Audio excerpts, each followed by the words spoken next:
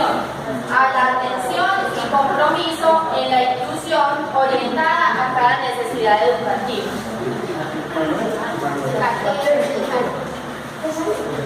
Está la cartelera. La comunicación va a ser fundamental en una sociedad integrada.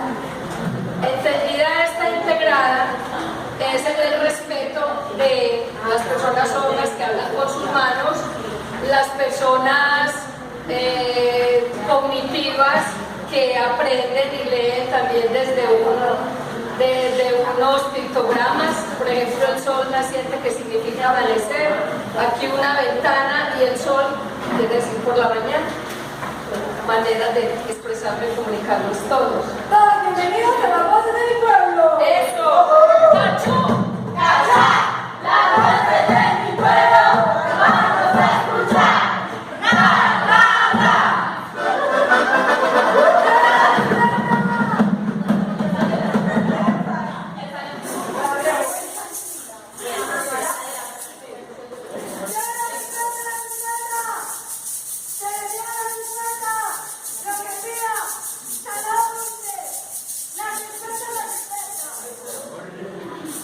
Si usted se come un banano, mejora la circulación.